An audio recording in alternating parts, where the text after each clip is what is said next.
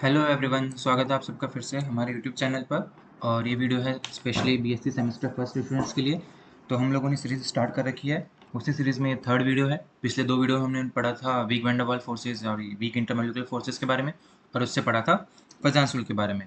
आज अगेन ये वाली बहुत इंपॉर्टेंट टॉपिक है, क्योंकि आज हम किसके बारे में पढ़ेंगे? हाइड्रोजन बॉन्डिंग के बारे में। एग्जाम पर्सपेक्टिव से बात करें तो एक क्वेश्चन डेफिनेटली आता है यूनिट फर्स्ट में से।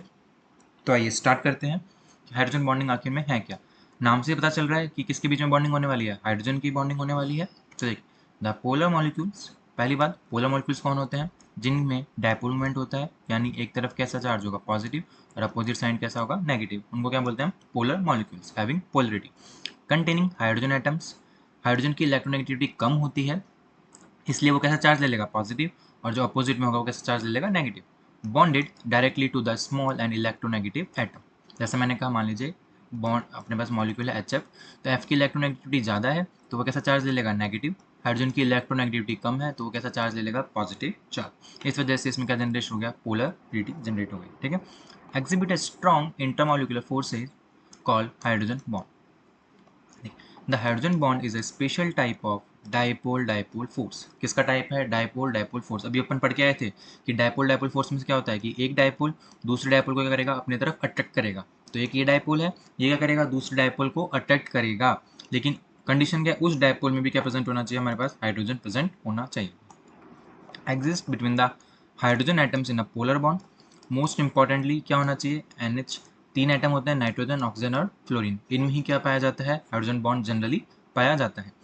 एंड इलेक्ट्रोनेगेटिव एटम एंड और of its neighbour, the hydrogen bond can present. देखिए कैसे, मान लीजिए ये HD है, इसने D मान लिया। D क्या है यहाँ पे, हाइड्रोजन बॉन्ड डोनर या फिर फ्लोरीन, ऑक्सीजन, नाइट्रोजन। ठीक है। पोलर कोवलेंट बॉन्ड है। क्यों पोलरिटी क्यों है? क्योंकि इस पे चार्ज कैसा है, पॉजिटिव, इस पे चार्ज कैसा है, नेगेटिव। क्या करेगा, ये वाला पॉजिटिव अट्रैक्ट होगा किसके तरफ, कि कोई हाइड्रोजन एक्सेप्टर है दूसरी साइड। मान लीजिए अपन HF का मान लेते हैं, यहाँ पे HF है, और एक और क्या है अपने पास, HF। इस फ्लोरीन पे चार्ज नेगेटिव, इस HF पे चार्ज पॉजिटिव, इस पे नेगेटिव चार्ज, इस पे पॉजिटिव चार्ज। पोलरिटी जनरेट हो गई, एक डायपोल ये रहा, एक डायपोल ये रहा। अब मैंने बोला था नेगेटिव किसको अट्रैक्ट करता है, पॉजिटिव को। तो फ्लोरीन और हाइड्रोजन के बीच में क्या पाए जाएंगे, इंट्रैक्शंस। क्या पाए जाएंगे, इंट्रैक्शंस।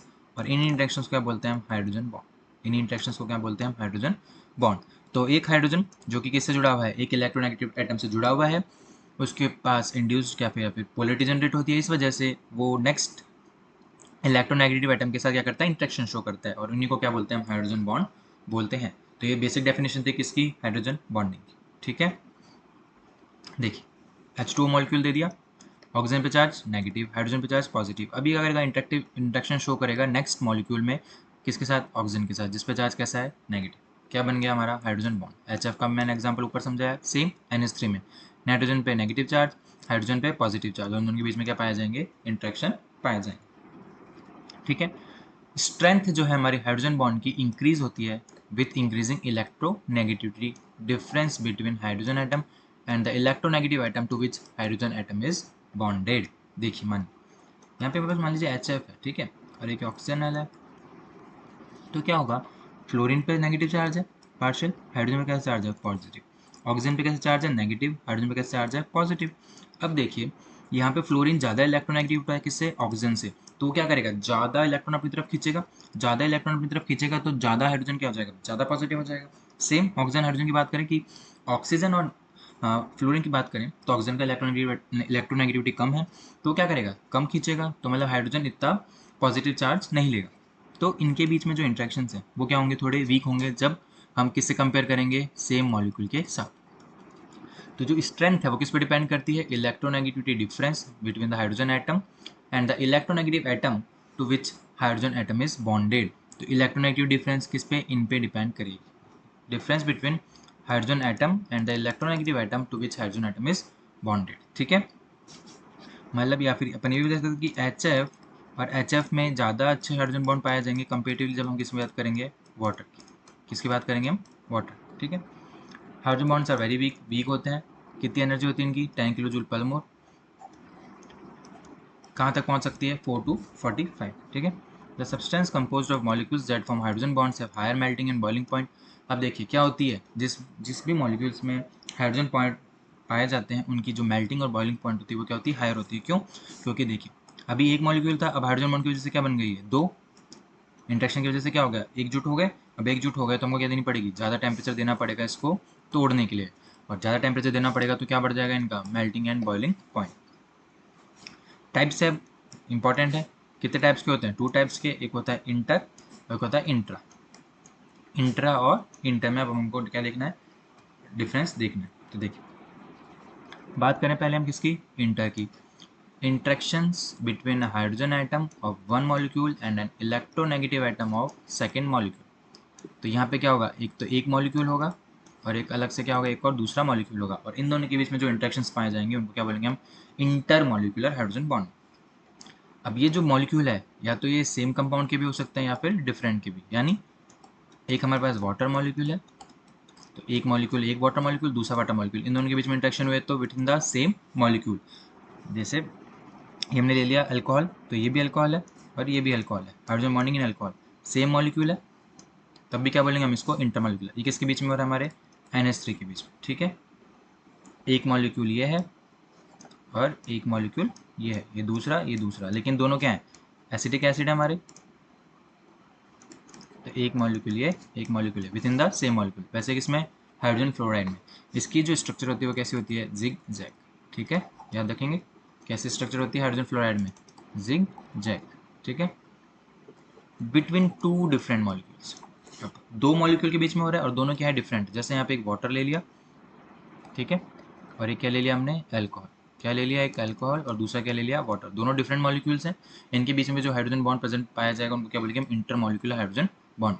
सेम, क्या लिया, वाटर, और क्या ले लिया हमने, ईथर। ईथर और वाटर, दो मॉलिक्यूल हो गए, ठीक है। अब है इंट्रा। इंट्रा का मतलब है विथ इन, खुद के अंदर। Hydrogen bond is form between hydrogen and electronegative atom with in the same molecule. मतलब खुद में ही जो पाया जाता है उसको हम क्या बोलते हैं, intramolecular hydrogen bonding. Results in cyclisation of the molecule and prevent there association. देखिए, ऑर्थोफ्लोरोफिनॉल, ये फ्लोरीन एटच हो गया, और ये क्या है, OH ग्रुप है, तो क्या बोला, ऑर्थोफ्लोरोफिनॉल। हाइड्रोजन और फ्लोरीन के बीच में क्या पाया गया, हाइड्रोजन बॉन्ड। एक ही मॉलिक्यूल है, अदर मॉलिक्यूल इन्वॉल्व नहीं है, इसलिए हमने इसको क्या बोला, इंट्रा। क्या बोला, इंट्रा। इसके वजह से ये दूसरे मॉलिक्यूल के साथ क्या नहीं करता, एसोसिएशन नहीं करता है, और क्या बनाता है, एक cyclic structure.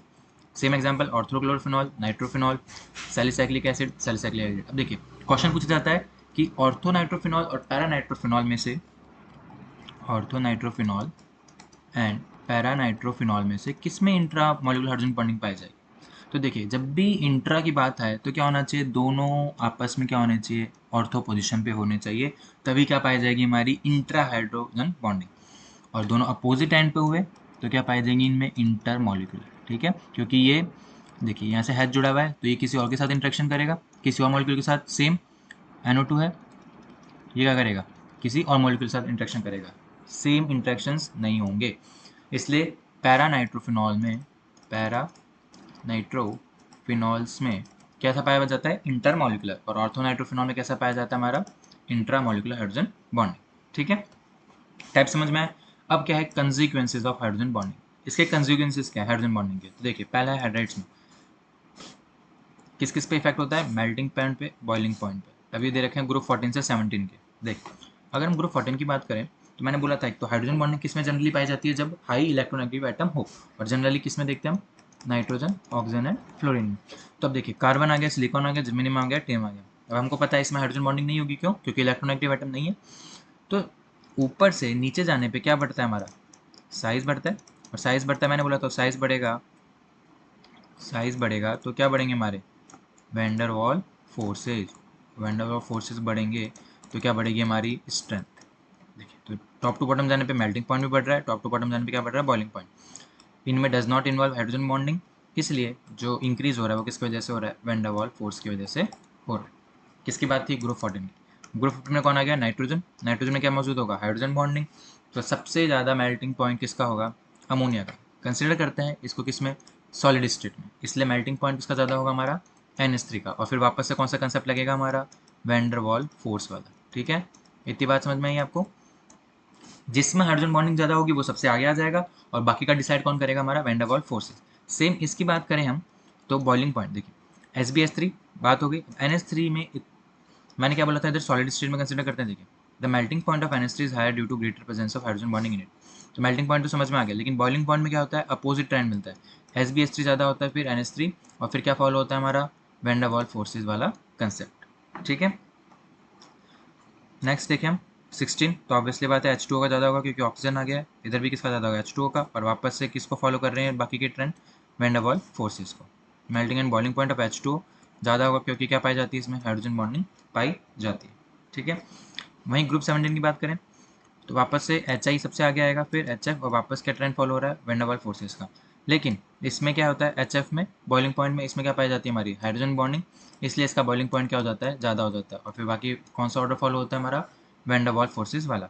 The boiling point of HF is higher due to formation of zigzag chain in which HF link the fluorine atom of one molecule with the hydrogen of another. मैंने कहा था जिगजैग लाइन बन गई, molecule का association हो गया, तो क्या बढ़ जाएगा इसका, हमारा बॉइलिंग पॉइंट भी क्या हो जाएगा, हमारा इंक्रीज हो जाएगा। ठीक है, आपके क्वेश्चन पूछ सकता है कि ग्रुप 17 में बॉइलिंग पॉइंट का ऑर्डर बताओ, मेल्टिंग पॉइंट का ऑर्डर बताओ, ग्रुप 15 में बताओ, तो ये आपको याद रखना है। ठीक है, ऑर्डर ऑफ बॉइलिंग पॉइंट क्या होता है, H2O का सबसे ज़्यादा होता है, फिर HF का, फिर NH3 का। लेकिन जब हम मेल्टिंग पॉइंट की बात करें तो H2O का ज़्यादा होगा, फिर NH3 का, फिर HF का। क्यों, देखिए मैंने बोला बॉइलिंग पॉइंट में हम क्या करते हैं, NH3 को हम सॉलिड स्टेट में अमोनिया को जनरली हम क्या मानते हैं, सॉलिड स्टेट, और इसलिए सॉलिड स्टेट में वो क्या करता है, जनरली ज़्यादा अच्छा हाइड्रोजन बॉन्ड फॉर्म नहीं करेगा। कौन करेगा, HF।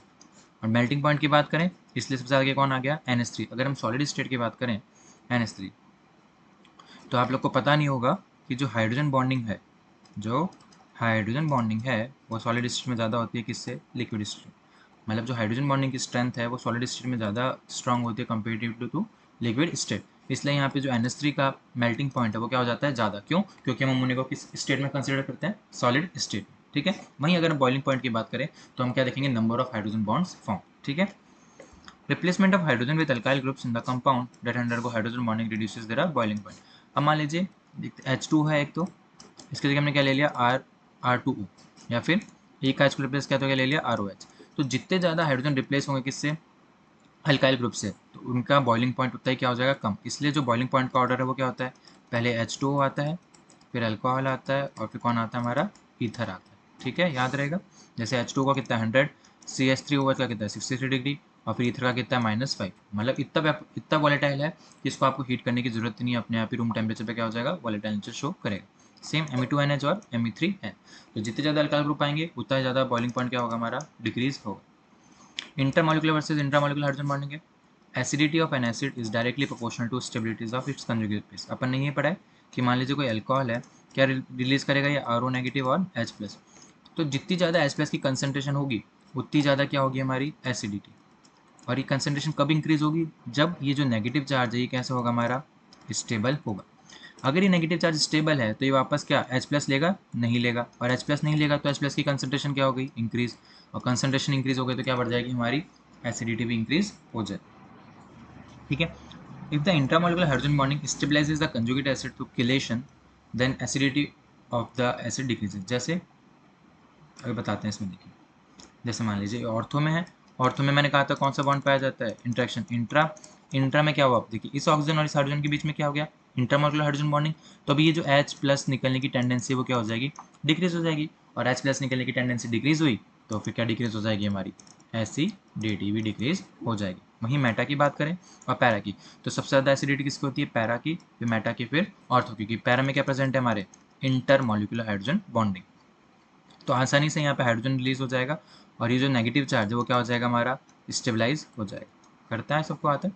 Ortho nitrophenol is less acid as compare to meta and para due to presence of intra hydrogen bond. जिसमें भी इंट्रामोलिकुलर हाइड्रोजन बॉन्डिंग होगी उसकी एसिडिटी क्या हो जाएगी, कम हो जाएगी। ठीक है, ये और अदर एग्जाम्पल्स है, मैलिक एसिड का, फिमेरिक एसिड का, आप बुक में पढ़ सकते हैं। सेम हाइड्रोक्सी बेंजोएलेट का एग्जाम्पल लेके समझाया गया। मेल्टिंग पॉइंट बॉइलिंग पॉइंट मैंने समझाया, हमेशा इंटर का ज़्यादा होगा, हमेशा किसका ज़्यादा होगा, इंटर का। किससे, इंट्रा से। ये कंसेप्ट ध्यान रखना। क्यों, क्योंकि इंट्रा में नो एसोसिएशन होता है, अकेला मॉलिक्यूल होता है, और इसमें इंटर में क्या होता है, एसोसिएशन ऑफ मॉलिक्यूल होता है, मतलब बहुत सारे मॉलिक्यूल जुड़ जाते हैं, और बहुत सारे मॉलिक्यूल जुड़ गए तो आपको ज़्यादा टेम्परेचर देना पड़ेगा, इसलिए इंटर की ज़्यादा होती है कंपेरेटिव टू इंट्रा। वॉलेटिलिटी मैंने बोला था, वॉलेटाइल मतलब अब मान लीजिए कि एक मॉलिक्यूल अकेला पड़ा है और एक दो मॉलिक्यूल ने क्या बना लिया, बॉन्ड बना लिया। तो अब ये तो आसानी से अपन उसको हीट करेंगे, नहीं भी करेंगे तो क्या करेगा, वेपराइज हो जाएगा, लेकिन इसको ज़्यादा हीट देनी पड़ेगी वेपराइज करने के लिए। इसलिए अब देखिए सिंगल मॉलिक्यूल कब रहेगा, इंट्रा में, और डबल मॉलिक्यूल किस में रहेंगे, इंटर में। इसलिए जो वॉलेटाइल नेचर है उसका ज़्यादा होता है इंट्रा का। As the melting and boiling point increases volatility decreases. तो इंट्रा का मेल्टिंग बॉइलिंग पॉइंट कम होता है, इसलिए वॉलेटिलिटी क्या होती है, इंक्रीज होती है। Thus the volatility of ortho isomer is greater than compare to meta and para. तो जब भी एसोसिएशन होगा, मेल्टिंग पॉइंट बॉइलिंग पॉइंट बढ़ेगा, तो वॉलेटिलिटी क्या हो जाएगी, डिक्रीज हो जाएगी, और इसका ही क्या हो जाएगा, वाइस वर्सा। सॉल्बिलिटी में भी वही बात होगी कि जो इंट्रामोलिकुलर है also affects the solubility which is less for ortho isomer. क्यों, क्योंकि ये इंट्रैक्शन ही नहीं करेगा किसी और सॉल्वेंट के साथ, खुद में खुद का इंट्रैक्शन कर लेगा, किसी और के साथ इंट्रैक्शन नहीं करेगा, तो सॉल्बिलिटी क्या हो जाएगी, डिक्रीज हो जाएगी। विस्कोसिटी की बात करें, बहुत इंपॉर्टेंट क्वेश्चन पूछता है यहाँ से कि जितने ज़्यादा हाइड्रोजन बॉन्डिंग होगी उतनी ज़्यादा क्या बढ़ती है, हमारी विस्कोसिटी बढ़ती है। तो आपको क्या रखना है कि जो viscosity is directly proportional to number of hydrogen bonding. तो जितना ज़्यादा हाइड्रोजन बॉन्डिंग होगी उतना ज़्यादा लिक्विड क्या होता है, विस्कस होता है। जैसे ग्लिसरीन, ग्लिसरीन से हमने पढ़ा है 3 OH होते हैं यहाँ पे। अब देखिए कितने, इसमें 3 OH है तो सबसे ज़्यादा हाइड्रोजन बॉन्डिंग होगी, इसलिए इसकी विस्कोसिटी भी क्या होती है, सबसे ज़्यादा। फिर सब नंबर ऑफ हाइड्रोजन बॉन्डिंग किसमें ज़्यादा होती है, वाटर में, फिर मिथेनॉल में, फिर डाई इथाइल ईथर में, इसलिए इनका ऑर्डर क्या है विस्कोसिटी का, ये है। Isomeric compounds have intramolecular hydrogen bonding have lower value of surface tension and viscosity. क्यों, क्योंकि इंट्रा से खुद के साथ ही हाइड्रोजन बॉन्डिंग करेगा, किसी और के साथ नहीं करेगा, और हाइड्रोजन बॉन्डिंग कम हुई तो विस्कोसिटी भी क्या हो जाएगी, कम हो जाएगी। इसलिए विस्कोसिटी किसकी ज़्यादा होती है, इंटर की कंपेरेटिवली टू इंट्रा। ठीक है, याद रहेगा। अब देखिए हम क्या क्या आंसर दे सकते हैं हाइड्रोजन बॉन्डिंग से। Density of ice is less than water, हमने पढ़ा है, क्योंकि आइस में क्या होता है, हाइड्रोजन बॉन्डिंग की वजह से केज लाइक स्ट्रक्चर, और केज लाइक स्ट्रक्चर की वजह से क्या होते हैं इसमें हमारे एम्प्टी स्पेस, एम्प्टी स्पेस या फिर क्या होता है वॉइड्स, और इस वॉइड्स की वजह से इसकी जो डेंसिटी है, इसकी डेंसिटी क्या हो जाती है, डिक्रीज हो जाती है। H2O is a liquid where H2S is gas. क्यों, H2O में क्या होता है, हाइड्रोजन बॉन्डिंग होती है, लेकिन H2S में हाइड्रोजन बॉन्डिंग नहीं होती है। हाइड्रोजन बॉन्डिंग नहीं है तो एसोसिएशन भी नहीं है, और एसोसिएशन नहीं है तो बॉन्ड टूटे रहेंगे, तो किस फॉर्म में होगा, gas form. Boiling point of NH3 is greater then PS3, वही बात है कि NH3 में हाइड्रोजन बॉन्डिंग होगी, PS3 में हाइड्रोजन बॉन्डिंग नहीं होगी। Ethanol is less viscous than glycerol. क्यों, क्योंकि ग्लिसरॉल में जो नंबर ऑफ हाइड्रोजन बॉन्डिंग है वो ज़्यादा है, नंबर ऑफ हाइड्रोजन बॉन्डिंग क्या है, ज़्यादा है, किसमें, ग्लिसरॉल में, कब, इथेनॉल से। Viscosity of hot water is less than cold water. देखिए क्या बोल रहे हैं, विस्कोसिटी की बात आ गई, जो हॉट वाटर है वो लेस विस्कस होता है कंपेरेटिवली टू कोल्ड वाटर। क्यों, क्योंकि हॉट वाटर में जो नंबर ऑफ हाइड्रोजन बॉन्डिंग है वो क्या होती है, कम होती है, और नंबर ऑफ हाइड्रोजन बॉन्डिंग कम हुई तो विस्कोसिटी भी क्या हो जाएगी, कम हो जाएगी। Heavy water at a given temperature is larger than normal water. क्यों, क्योंकि जो ड्यूटेरियम है वो अच्छा इंट्रैक्शन शो करता है, किससे, हाइड्रोजन से, तो ज़्यादा इंट्रैक्शन शो करेगा तो उसकी विस्कोसिटी क्या हो जाएगी, इंक्रीज हो जाएगी। Density of water is highest eight 4 degree centigrade. तो 4 डिग्री सेंटीग्रेड पे हमने देखा कि जो वाटर की डेंसिटी है वो क्या होती है, सबसे हाईएस्ट होती है। मतलब 4 डिग्री सेंटीग्रेड पे या तो हम मान सकते हैं कि जो नंबर ऑफ हाइड्रोजन बॉन्डिंग है वो क्या होती है, ज़्यादा होती है, मतलब केज लाइक स्ट्रक्चर प्रेजेंट नहीं होगा, तो क्या बढ़ जाएगी, हमारी डेंसिटी बढ़ जाएगी। तो हाइड्रोजन बॉन्डिंग से हम किसका आंसर दे सकते हैं, इन 7 क्वेश्चंस का। और भी बहुत सारी चीज़ें हैं, लेकिन BSc के पर्सपेक्टिव से आपको इतना ध्यान रहना चाहिए कि हाइड्रोजन बॉन्डिंग होती क्या है, टाइप्स कैसे हैं, और क्या क्या इसके कंज्यूमेंसेस होते हैं। तो कंज्यूमेंस में आपको एक तो एसिडिटी याद रखनी है, इंपॉर्टेंट है, और एक विस्कोसिटी याद रखनी, 2 चीज़ याद रखनी।